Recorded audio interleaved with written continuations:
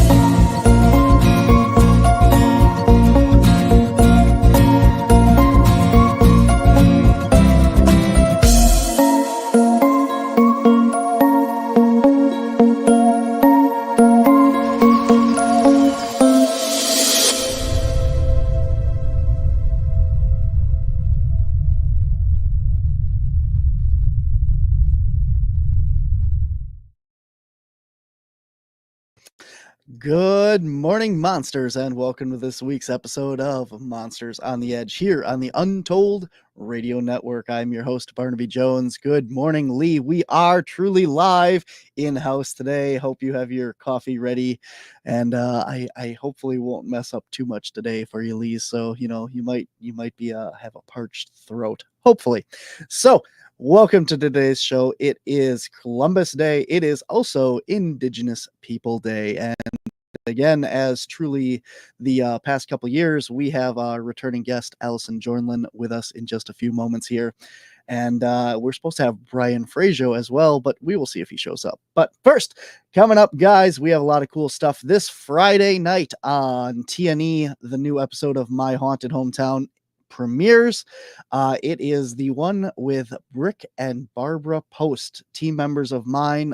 Their house was featured on this episode. It is already out online. If you go to our Facebook page, you can find the link to it right there, and you can watch this episode. And next week is the episode with myself and Keg from the Bean Snappers Haunted Gentlemen's Club. That one comes out next week. Both of them, again, are available already online, but if you want to watch them on TNE Network, you can check them out respectively. Barb's this weekend and mine next Friday. They will be airing on one of the Discovery networks in the spring, but we don't know which one yet. So that's coming up. So this weekend, guys, is Milwaukee Paracon. We are going to get all information on that in just a few minutes from another member that's going to be there, which would be Allison Jornlin. We'll be talking about that as well. Myself, Allison T, and Sheetan will be doing a presentation on Wisconsin weirdness. We'll talk more in just a second. Also, next Saturday, I will be at the Neenah Public Library talking about the haunted history of Gainer's Tavern. And then October 27th at 5 p.m. Central Time, we will be live on Facebook and YouTube with a live paranormal Halloween special investigating the Gainer's Tavern or Bean Snappers. And then coming up, guys, November 2nd, we'll be at the Bell City Paracon in Summers, Wisconsin. We are going to be at CryptidCon in Lexington, Kentucky, November 23rd and 24th. Look at the lineup here, guys. Giorgio Tsoukalos, Thomas Winterton, Cliff Barrickman, Russell Accord, Maria Mayer, Jessica Chobert, Brian Mayer, Rachel Stratton, Mark Marcel, Buck Huckleberry, and Wild Bill. Charlie Raymond, Matt Pruitt, and Tom Shea. That's an amazing lineup, guys. If you're around Kentucky, come on out and check that out. We are back in Fond du Lac November 30th for Soul and Synergy Expo, Krampus in December in Milwaukee, and then we are going to be at the Wisconsin Cryptids, Anomalies, and Paranormal Convention in May of next year. Wow. We got a lot coming up, guys. Hopefully you guys can come find us and check us out at some of those events. If you want to show your support for all things here on the Untold Radio Network, here's Al. Hey, Untold Radio Network fans. Want exclusive perks and to support our channel? Introducing our YouTube membership program with 3 amazing levels. Get loyalty badges that level up to different cryptids the longer you're a supporter. How cool is that? You'll also get access to custom Bigfoot emojis and priority in chat. Upgrade to Backstage Pass for exclusive wallpapers, photos, status updates, discounted books, and merchandise. Go all in with the producer level for everything mentioned plus member shoutouts. Ready for an enhanced experience? Join now, pick your membership level, and let's make this journey even more exciting together.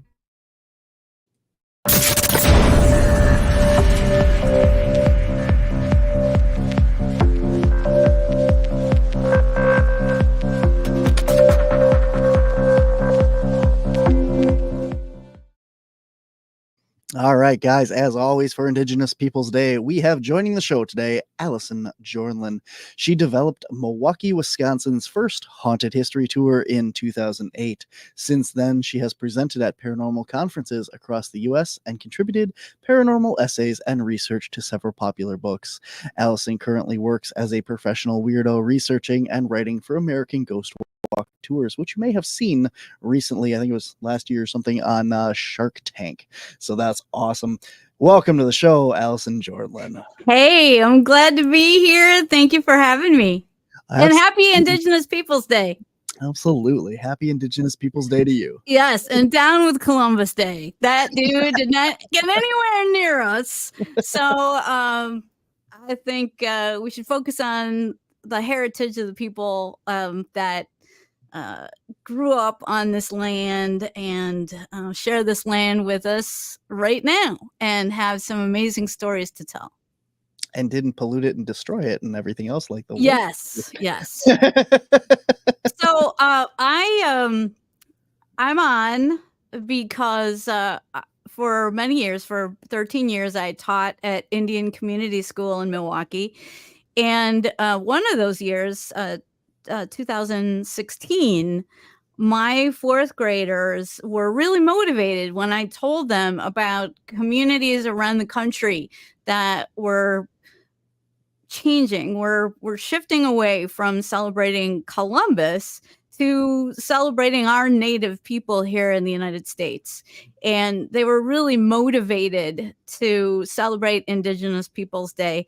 And so they did everything they needed to do to write a resolution for Milwaukee County and get that passed. And there was a lot of meetings that these 4th graders had to go to.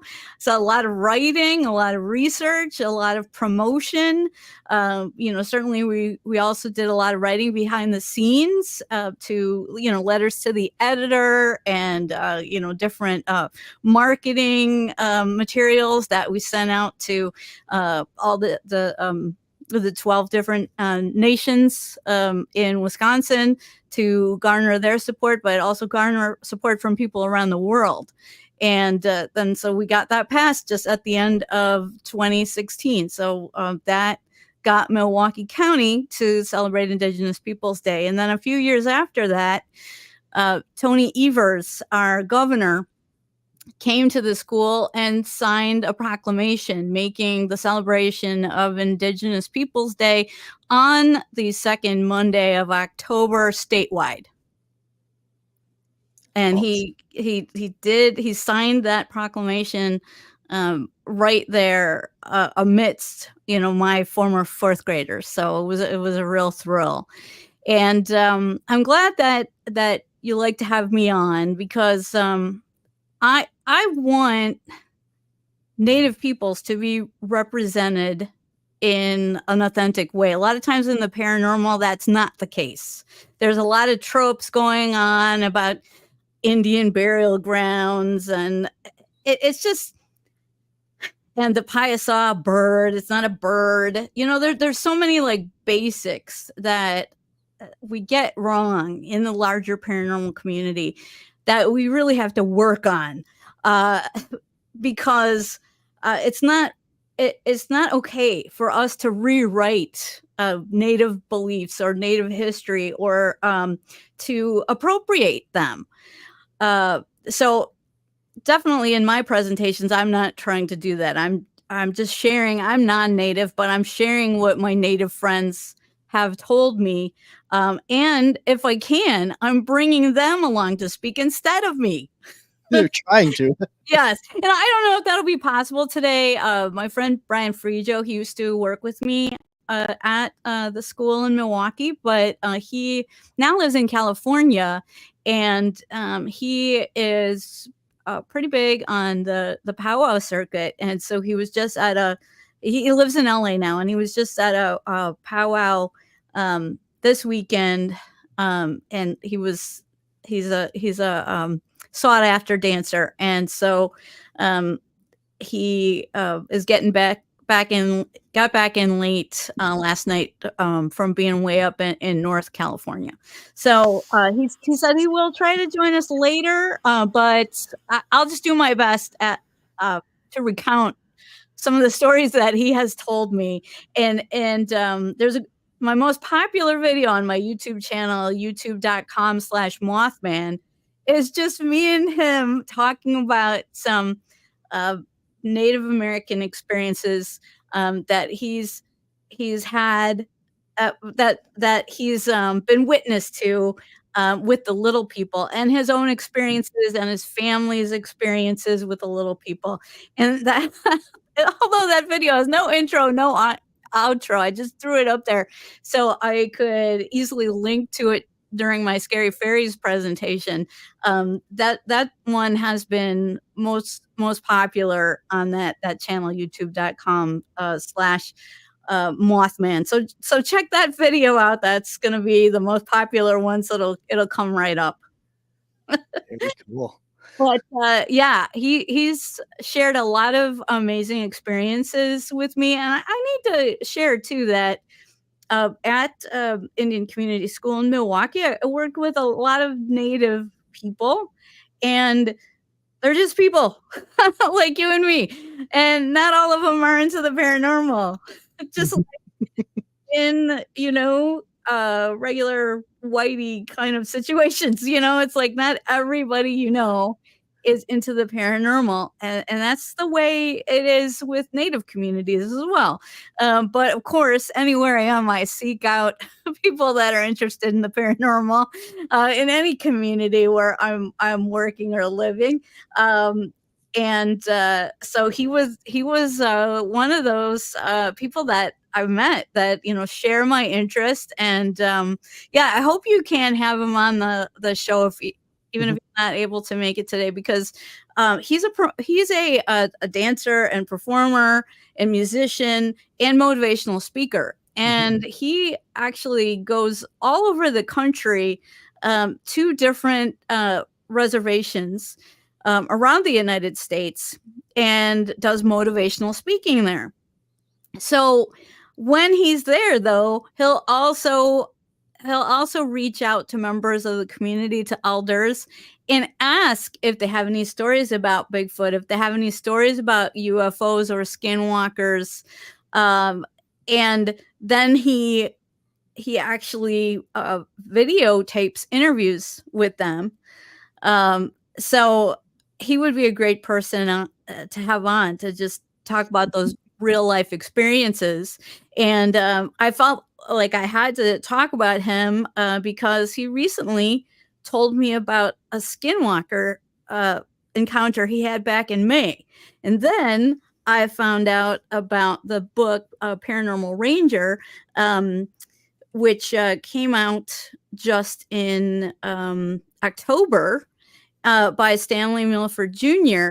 And he's one of the Navajo Rangers that appeared on Unsolved Mysteries. And I know you can't believe all the segments on Unsolved Mysteries, but go back and watch that one with Stanley Milford Jr. and his partner, Jonathan Redbird, and some amazing witnesses as well. And another female researcher that I didn't know about before that I have to track down information about is mentioned. But, watch that and then get the book for clarification, because everything that is really in the book is in that episode, but in so much more detail in the book. Mm-hmm. And one thing that really jumped out at me was the synchronicity about skinwalkers.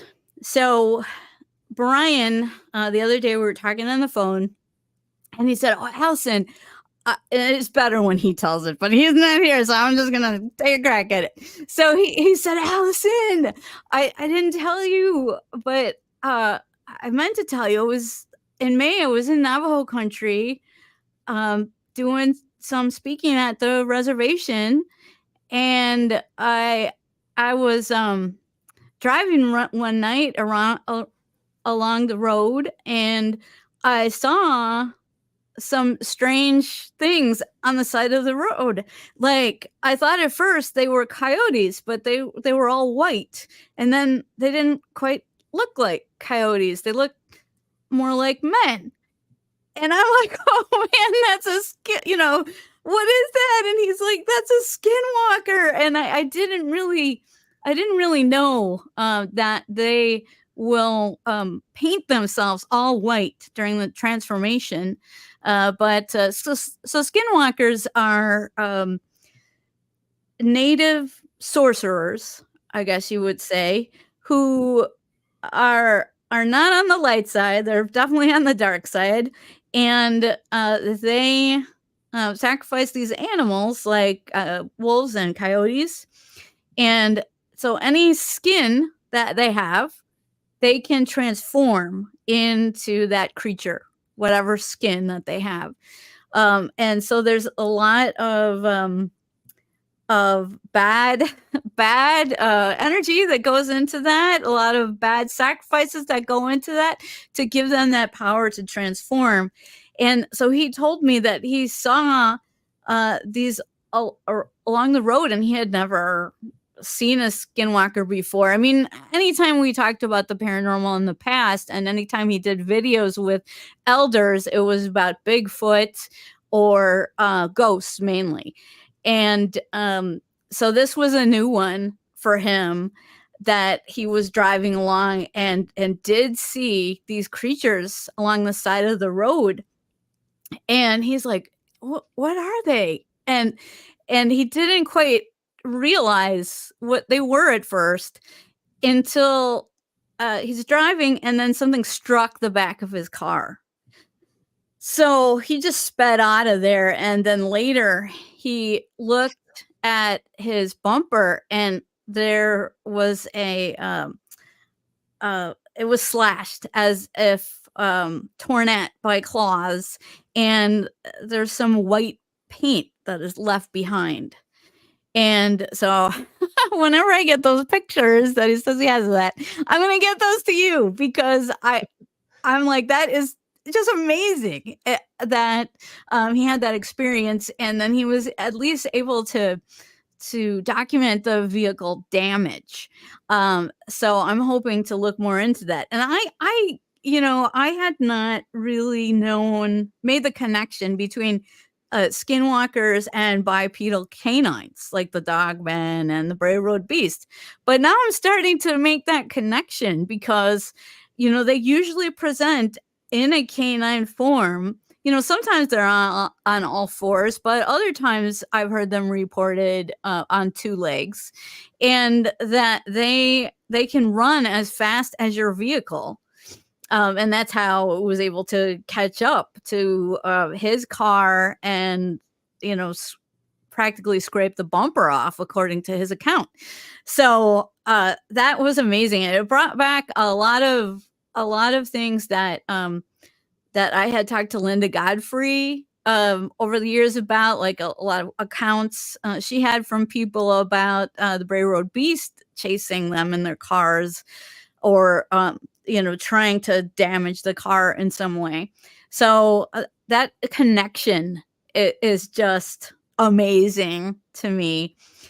Yeah, so I definitely want to hear more. So I knew we had to talk about this today because he had just told me that, like, it was like last Friday or something.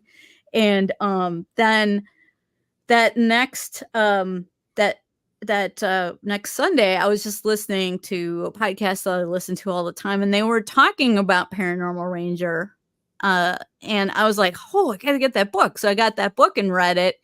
And they Stanley Milford Jr. in there talks about his own experience, which is startlingly familiar and similar to what Brian recounted, where, when he was younger, he saw a skinwalker on the side of the road and it chased his car. Now, it didn't damage his vehicle, but it did run alongside him and look him in the eye. And that's something he'll never forget. And again, this was a canine type creature, but very large, coming up to, like the window height, so it wasn't like a normal size canine, because they don't have, they would have their head like, below the window part of the door, not like in the middle of it. So he saw this thing's face, and then it turned to look at him with glowing orange eyes this time. And I was like, wow, that's just amazing to hear about a canine type creature that is covered in white paint and is chasing your car. So similar to what Brian was telling me. So I know we're not maybe supposed to talk about such things, but this is what we do, Barnaby. This is our lot in life, that, I had a skinwalker synchronicity, so I had to bring them up today. I do have my medicines that were burning just a moment ago, and I did smoke myself off. So hopefully that'll help. But yeah, these sorcerers are extremely feared in Navajo country, which is it's a big area, the Four Corners area, Utah, Colorado, New Mexico, Arizona. It's its own state, really, Navajo country. So it's amazing what kind of things go down there and are recounted in that book, Paranormal Ranger. So everybody should read that. I would suggest, going back to Netflix, going back to Unsolved Mysteries, and then, watching the episode and then getting that book. It's also on Audible. So, and it's read by the author. So it's really fun in that way. So you can watch that on Netflix and then continue the adventure just by listening to the details presented by the author and experiencer himself. So he's an amazing person, and has a wonderful life story, and also just so much credibility. And then to hear about these extraordinary experiences, and really, I think you and I know, Barnaby, that sure, if you haven't had experiences yourself, it's easy to be a skeptic. And I wouldn't blame you, because a lot of things are just fake fabrications to make money or to gain fame. Mhm. But when you have your own experience, then you know there's also some reality to these unexplained phenomena, and you can't deny it and be a skeptic at the same time. I mean, that wouldn't be true to being skeptical. You have to be skeptical of yourself as well and of other skeptics, and realize, hey, something real happened. I need an explanation. I can't find one. I'm not just going to brush it under the rug. We have to keep it in our vision until we're able to learn enough about it to be satisfied. I don't know if we'll ever be satisfied, but we have to keep that forward in our vision and in our considerations, and not just bury things that we don't understand or that don't coincide smoothly with this 24/7, 9 to 5 algorithm that we're living in. I think this is a good point also to remind everyone to get a dash cam. If you don't have a dash cam, you are missing out so much. I mean, like, just on a regular day-to-day basis, like, let's say you get into an accident, you can use it for insurance purposes and stuff.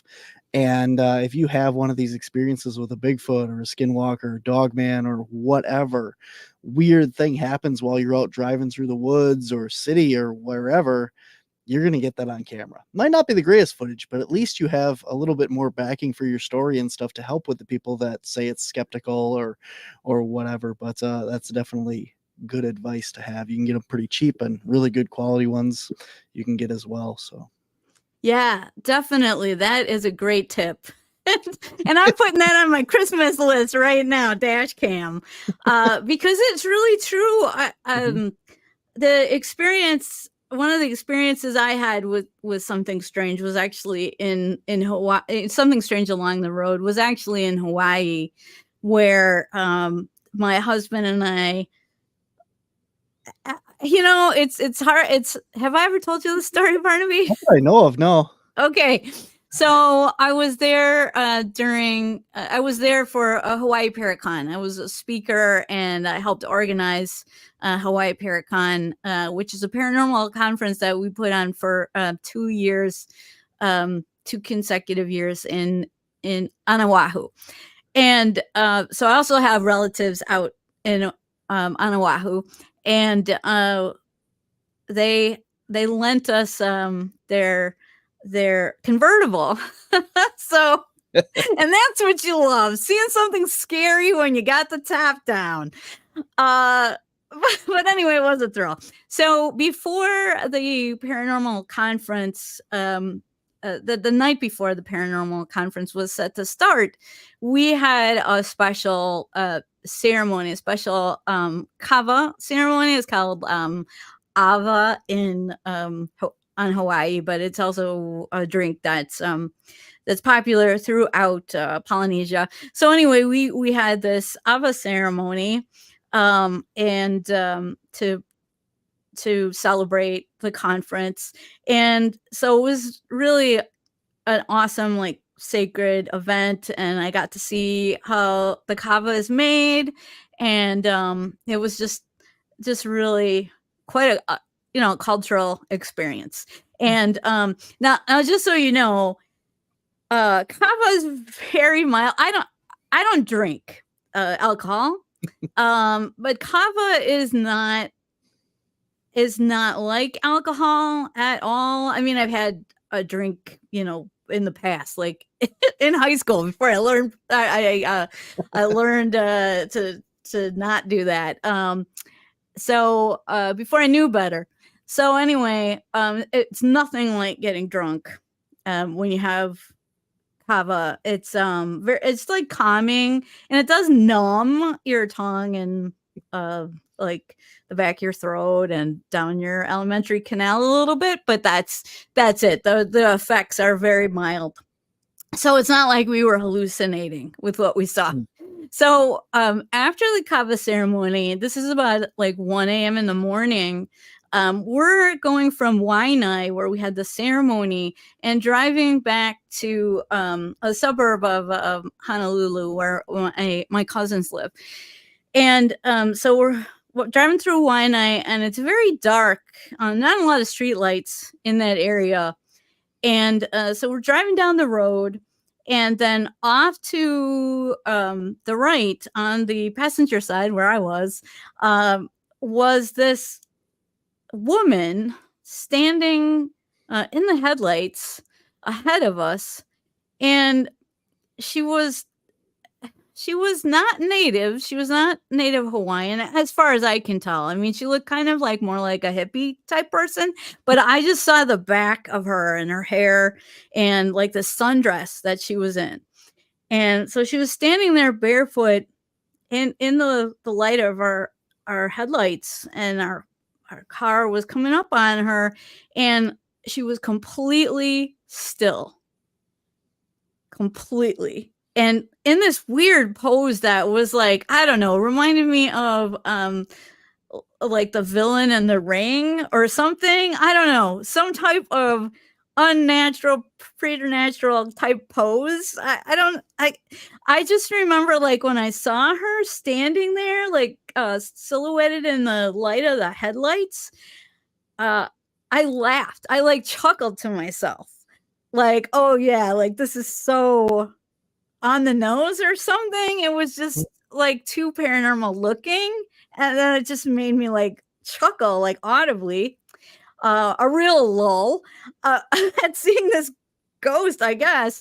And my husband's like, oh, what, who is that? And I'm like, I don't know. And then we just kept driving past her. And I'm usually much more of a harpy, Barnaby, I have to be honest. When I want something, I tend not to let it go. And I usually would have been like, you turn around right now. We have got to turn around. And I did not badger my husband this time. I just like let it go, which is like out of character for me. But it was very quick, but at the same time, really something that happens that isn't right.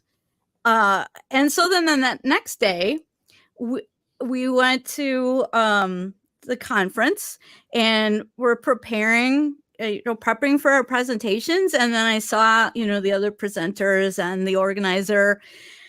And I said, hey guys, did you see that woman? And that's all I said. That's all I said. Did you see that woman? Full stop. And they're like, oh my God. And okay, so this is weird. So we saw her at 1 a.m. going back from the ceremony. This group of people saw her at about 10 p.m. coming to the ceremony. And they saw the front. And, one of my friends who does see spirits, the organizer. So maybe this is why he didn't call 911. Because when I heard this, I'm like, dude, why didn't you call 911? But he said she was standing there and she had blood running down the front of her arms. Like, I hate to think of somebody that maybe took her own life in the past. Definitely, if you're thinking of that, there is a suicide hotline that you should be calling. But anyway, so she had blood rushing down her arms and was standing there again, perfectly still. Now, I don't know about you, Barnaby, but what was that? That was something that was seen, several hours apart, and standing perfectly still in both situations. I mean, are we talking about extreme miming? Is there some kind of miming Olympics that we don't know about? What other explanation is there? So, maybe this was just a regular woman, but I just, like I said, the time period, the frozen nature of how she presented herself. So when things like that really happen, oh man, you really wish you had a dash cam installed.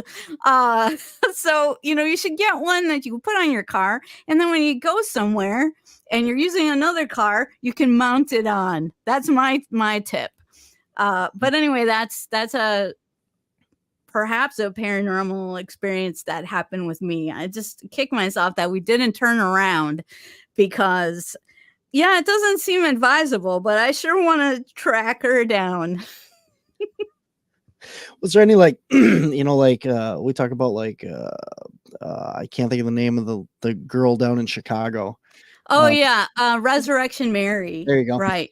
Stuff like that, where there's a certain spirit seen in a certain area. Of any like legends or lore that have been in that area? Maybe an Well, anniversary event or something that happened. yeah, that's really good thought. Not in that area of Waianae. I know, like throughout the islands, sometimes the goddess Pele, the goddess of the volcano, is seen along roadsides before volcanic eruptions. But this was not Pele. I mean, she's a goddess. She can present in any way she likes. But to me, this did not seem like a native person. It seemed like like an Anglo, like hippie type person. But again, it was very quick. And to my knowledge, Pele wasn't being seen at that time, and I think also the organizer of Hawaii Paracon, he has some family lineage that is related to Pele. So if he thought it was Pele, he would have mentioned that, because that Pele is sacred, in particular to his family. So the Pele stories do very much match that vanishing hitchhiker trope that you see around the country, but it's not to say that it doesn't really happen, but it does really match well. But you're really putting yourself out there, driving in the middle of the night in a convertible with your top down. I mean, who do you think you are? So something might just snatch you in the night. So yeah, I wouldn't advise driving a convertible with the top down throughout Navajo country either. I know. I think that was Doug Hychek's story when he was in Minnesota. He was driving down the highway, and that's when he had his Mothman encounter in his convertible, and it flew straight at him. He ducked down. He thought it was going to fly like right into his windshield. That's his story to tell, but his was a convertible as well. Yes. Yeah, that kind of makes you a little bit vulnerable there. You think you look cool, but then you're dead. Yeah. How cool are you now? You just got chopped on by the Mothman. You've become your own urban legend now. That's right. So yeah, there's many native stories from the mainland that, if people are thinking of ways that they could be celebrating this Indigenous Peoples Day and they love the paranormal, there's Paranormal Ranger, but there's also other books that you might like to check out as well. I have them right here, but I think Barnaby also has them to show, like this one. Yes, by Artie Six Killer Clark. So she's a woman who's worked on reservations, also in education. Like I used to be a teacher. She used to be a teacher, and she met a lot of elders and learned about UFO sightings and alien encounters on reservations, and wrote a book of accounts from the people that she met. So it's an amazing book. That's another one. Now, we're not saying just read these books on Indigenous Peoples Day. Indigenous Peoples Day is every day, because this is native land that we all are guests on. So, but this is a book that you could get started today, reading about Native American encounters throughout the U.S. On reservations. And another one that this is more cultural But there's this book called the Mishomis book, The Voice of the Ojibwe. So one of the 11 federally recognized tribes in Wisconsin is the Ojibwe. There's actually 6 bands of Ojibwe in Wisconsin. And so they're probably the most populous native population in our state. And this book is a cultural book about the Ojibwe traditions, and Bigfoot is in here. I'm not going to tell you where. You have to get the book and read it. But Bigfoot is incorporated in this book in a very important way. And this is a book that we had as a cultural resource in our classrooms, and I believe they still have it in their classrooms at Indian Community School. And it does talk about the importance of Bigfoot to the Ojibwe community. And one thing that was really interesting to me is when I worked there, our Ojibwe language teacher at the time, I asked him about Bigfoot, and he gave me a couple of terms for Bigfoot. And I said, okay, now, are these like modern constructions? Because sometimes with native languages, you find that like these older words are put together to reflect like something modern, like a toaster or something like that. And he's like, no, these words are not modern constructions. They are ancient words for the Bigfoot. You know, so it's amazing that you can have a big hairy creature that is part of so many stories from Indian country, and has been for so long. So, you know, definitely check out those 2 books. I know those are good sources, and also Paranormal Ranger is another good source. You know, be a little bit on the lookout, because, you know, there are some things that are being misappropriated. Like, for example, the story of the Piasa bird in Alton, Illinois. Are you familiar with that, Barnaby? I am very, I've been there. Yeah. Can you tell people what it is, what you saw? It's a large, kind of looks like a dragon or a chimera kind of up on the wall of this cliff face.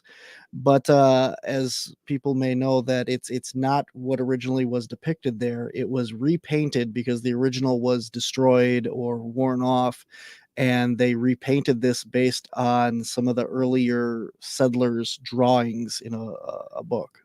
Or Yes, but there was you know, a white man who did appropriate the story and change it around.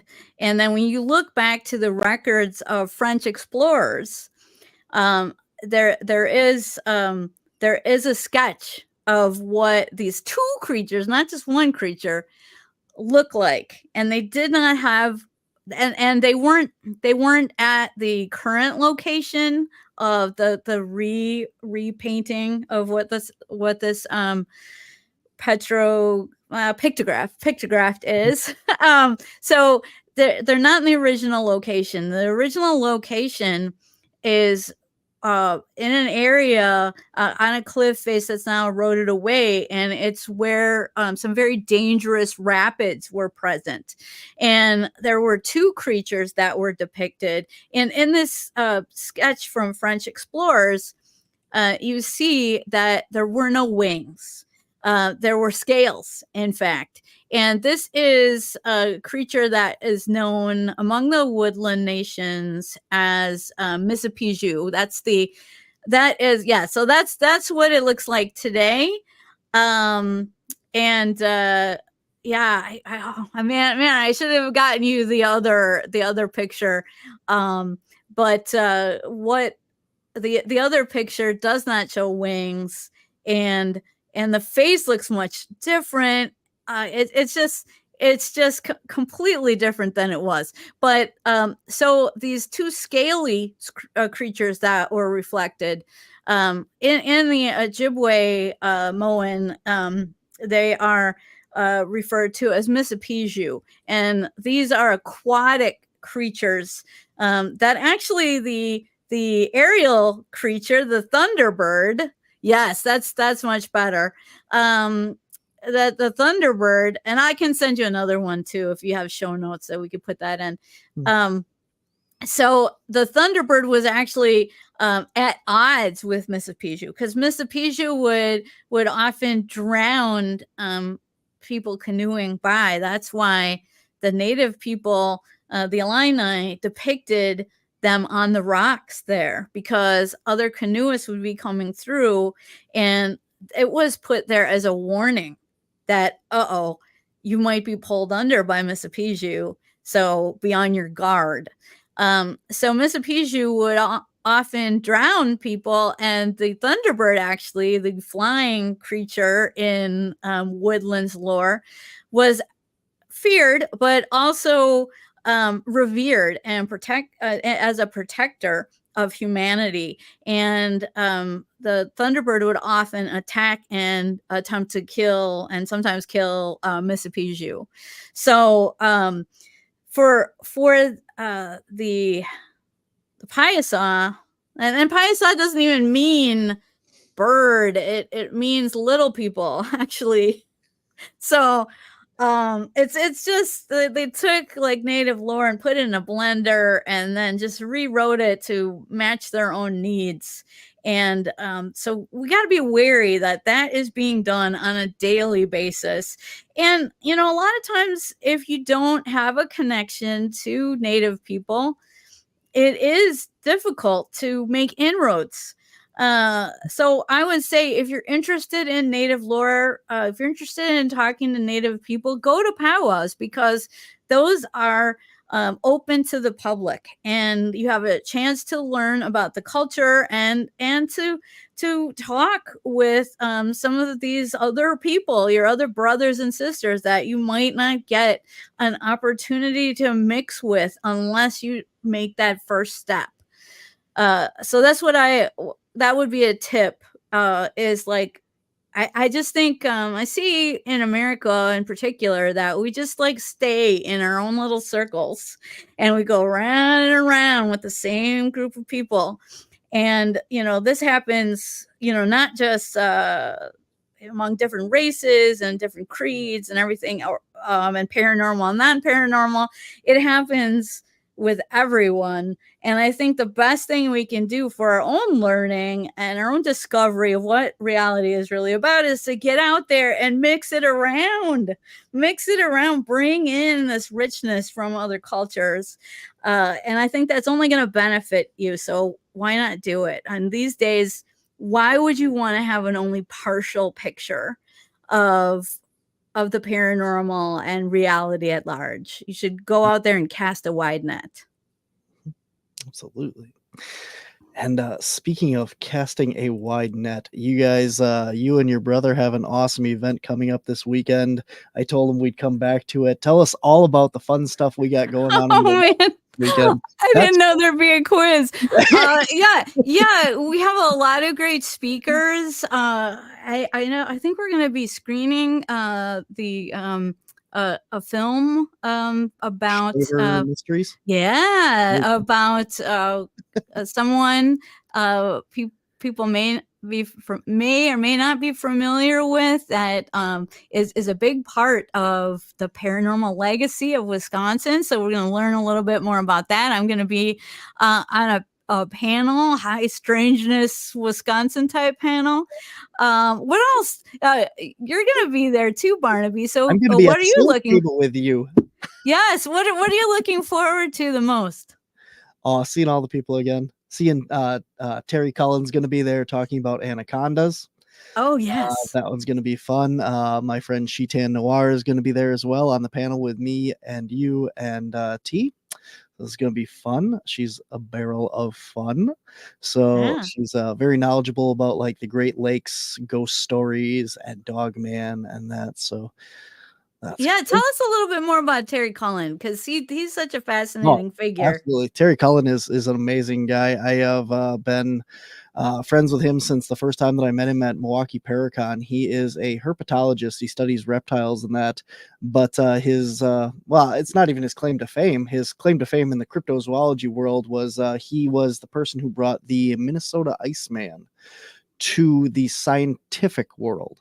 Not the guy that actually found it and was exhibiting it around the country and that, but he was the one that looked at it and said that this thing actually might be a actual living, breathing animal that is undiscovered. And we actually did almost a 2-hour episode on here talking about that. So if you go back and look up that episode, he's also very familiar with the thylacine research that's going on over in Australia. He's been on my show talking about that as well. Very knowledgeable guy, very cool guy. He's going to be there talking about anacondas and the Amazon, and I think he's supposed to have an anaconda there as well. So. Ooh, I do love snakes. And what a perfect double bill, like for a weekend. You could go there, take in the day of all the speakers, see our panel, of course, see Terry speak, and then after all the events are done, go home and watch the movie Anaconda. I thought you were going to say take a ghost walk that night. Oh, yes.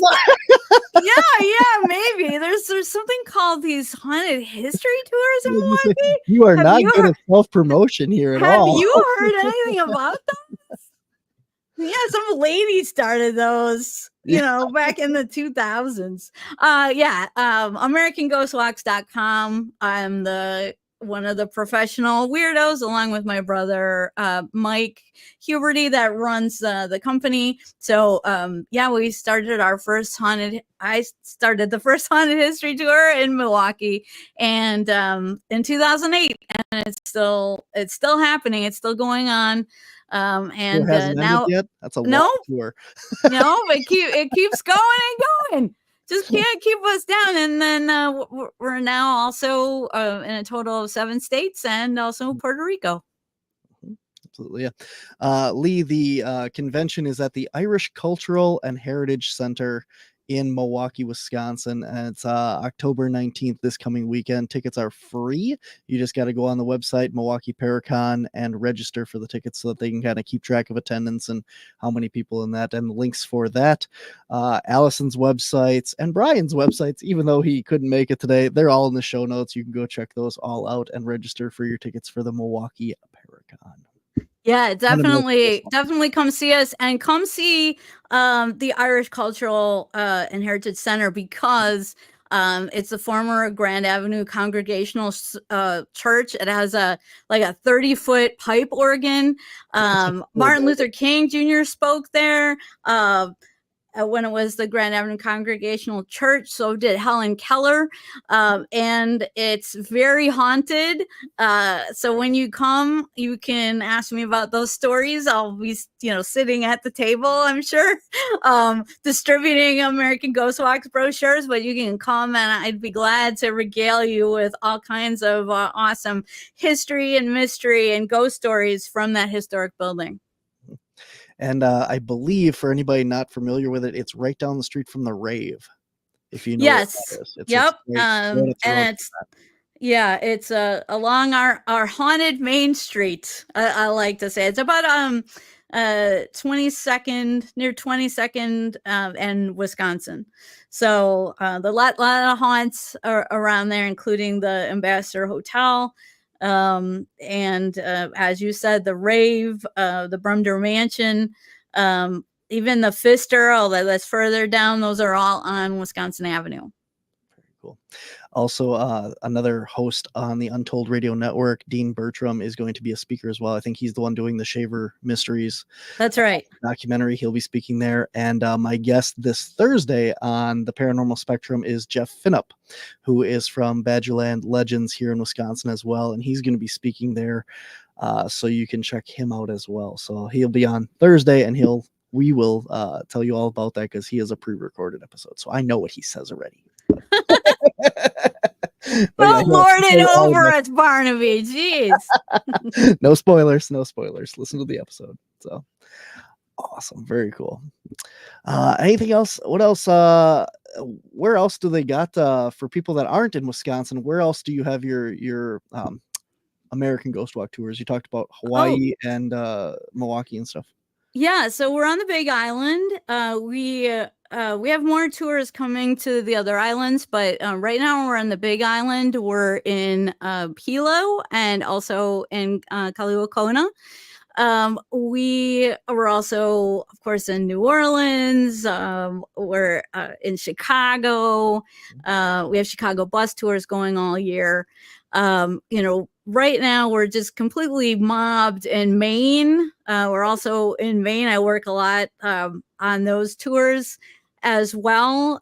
We just started one in Portland, Maine, which reminds me a lot of Milwaukee. It's like a Milwaukee by the sea. So we have a lot of tours throughout Maine.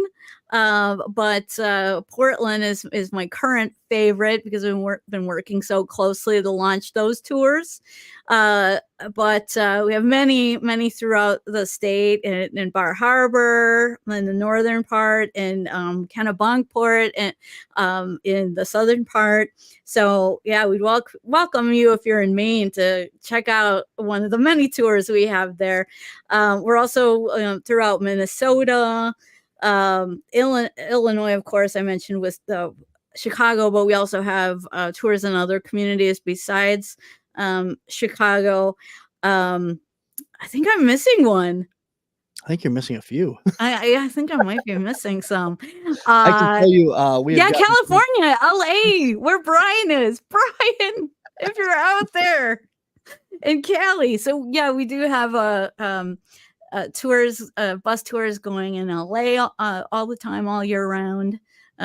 So yeah, but so many tours I can't even remember them all. You got Dells and Madison as well, I think. Yep. Yes, that's right. A lot of tours in Wisconsin, and Lake Geneva is a big one. So yeah, that's California, Louisiana, Minnesota, Wisconsin, Illinois, that's 5, Maine, and Hawaii, and Puerto Rico. San Juan, Puerto Rico. Your I brother think that's Mike everything. is sitting watching this going, I'm sure he's always doing that. He's always that's kind of like mention the other one. Yeah, that's kind of his face now. Anytime he sees me speak. Yeah, I can imagine. Yeah, so we'd really love to see everybody at Milwaukee Paracon. It's a lot of fun. There's a lot of great vendors. I'm gonna kick back this time. Instead of doing an all original presentation, I'm just gonna kick back and enjoy and do the panel this year. So I'm really excited about just getting in there. Like I said, mix it around, talking to people, and learning new stories. So do seek me out. I'll be so excited to talk to you there. Awesome. Sounds good. All right. Well, it is a pleasure talking to you today. And unfortunately, Brian, looks like he didn't make it, but no, we still had a good time. We had some fun here. So hopefully everybody had a blast. If you guys have any last minute questions, throw them up there real quick before we sign off here. But Allison, as always, it is a pleasure having you on. I look forward to sitting with you on the panel this Saturday. And I know we'll see each other again, Krampus probably in December. So yeah, I look forward to it. And if you have any more of those little tiny Bigfoots, the one you gave me ran away. I swear to God. No, I swear to God, I have them in this corner where we never ever clean it or do anything. And it just disappeared the other day. And I've searched the entire room. And it's like our favorite thing. My husband and I both love our little Bigfoot. They do that. Yeah. And it's gone, completely. So yes, there he is. There he is. So bring me another one. Maybe he was lonely and he needs a mate. And if I put him there, I put the other one as bait, he'll come back. That's all I can hope for. Thank you. I will have to see if Ma still has any of them for sale. I know she didn't have many left, but she's got those little dioramas. So you might have to cap a whole diorama, and then he comes in a little cap and he can't run away because he's in a dome. Oh, okay, that's perfect. I'm gonna come and get that. Don't let me forget. All right, I'll make sure she brings those as well. So Okay, thanks so much. absolutely. You take care, and I will see you this weekend. All right, guys, that is our show for today. Unfortunately, as advertised, Brian did not make it, but he's got a lot of stuff going on. He's a super awesome guy, and hopefully I will try and work out having him on his own episode coming up here as well for you guys. Coming up this Thursday, though, on the Paranormal Spectrum, guys, we have Jeff Finnup, who is going to be on a pre-recorded episode because he couldn't make it live, but he will be there this weekend as well at the Milwaukee Paracon, and he's got some great stuff. If you're from Wisconsin or you're just interested in Wisconsin lore, tune in this Thursday because we got a lot of cool stuff to talk about. So it's going to be a great episode. So until next time, guys, thank you all for watching, and until next time, guys, I will see you on the